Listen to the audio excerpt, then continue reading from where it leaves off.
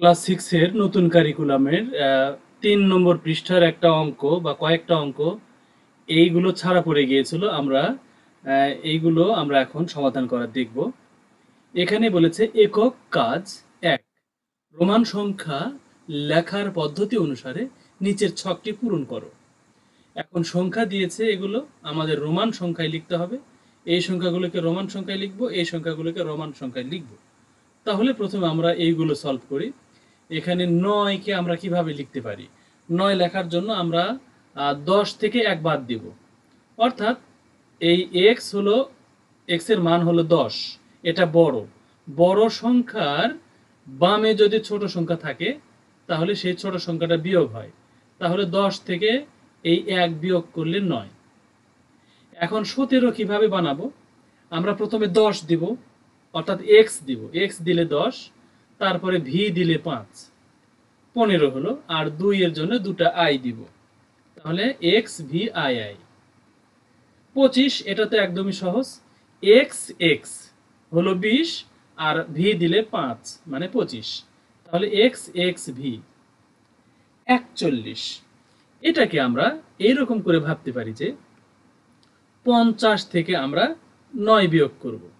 তার মানে এই যে আমাদের ৫০, x মানে l হলো ৫০ আর তার বামে আমাদের রয়েছে x, অর্থাৎ এই ৫০ l হলো ৫০ আর এই তার বামে ছোট সংখ্যা থাকার কারণে এটা বিয়োগ হবে, মানে ১০ বিয়োগ হবে।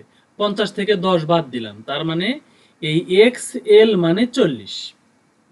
এখন ৪০ যদি হয় xl, তার সাথে আমরা ১ দিলেই ৪১, তার মানে একটা ডানে হবে, বামে দিলে কিন্তু আবার হবে না, বামে দিলে বিয়োগ হয়ে যেত ১। আচ্ছা, এরপরে আমাদের ৫৯ লেখার জন্য আমরা অবশ্যই আগে ৫০ লিখব, অর্থাৎ এল আগে দিব, তারপরে আমরা ৯ দিব।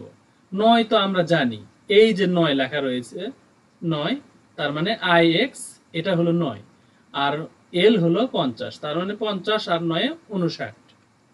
৭৩ লেখার জন্য অবশ্যই আমরা আগে ৫০ দিব, এল দিব, তারপরে আবার এক্স আবার এক্স, মানে ১০ ১০ ২০, তাহলে এল দিলে ৫০, এক্স এক্স দিলে ২০, ৭০ হলো। আর এই যে আই আই আই মানে ৩, তার মানে ৫০ ৬০ ৭০ আর ৩ ৭৩। এখন আমরা চলে যাই ১১১ কিভাবে লিখব। আমরা জানি সি মানে ১০০ আর ১১ মানে X I, C X I, এটা হলো ১১১। ১৯৭১, ১৯০০ লেখার জন্য প্রথমে আমরা এম লিখব।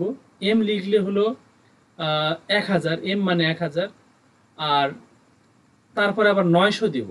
তার মানে কি ৯০০ মানে এম এর বামে সি দিব, সি মানে ১০০, তার মানে আমরা এম সি এম এরকম লিখব। আর পরে দিব ৭১, তার মানে ৭১ তো আমরা এর আগে শিখেছি। আর এখানে এল মানে ৫০, এক্স মানে ১০, তাহলে ৬০ হলো। আর এই এক্স মানে ১০, তাহলে ৭০ হলো। আর এই আই মানে ১, তার মানে ৭১। এই এম মানে ১০০০, সি এম মানে ৯০০, ১০০০ ৯০০, আর এল এক্স এক্স আই এটা হলো ৭১। এরপরে ২০৪১, এটা তো আরো সহজ। ২০০০ এর জন্য দুটো এম দেব, আর ৪১ মানে আমরা এখানে এক্স এল আই, এটা হলো ৪১। কিভাবে হলো? এই এক্স এল মানে ৪০ আর তার সাথে তার ডানে যদি আই দেই তাহলে হয়ে গেল ৪১। এই হলো ২০৪১। এইভাবে আমরা বুঝে বুঝে এই রোমান সংখ্যাগুলো সমাধান করা শিখব।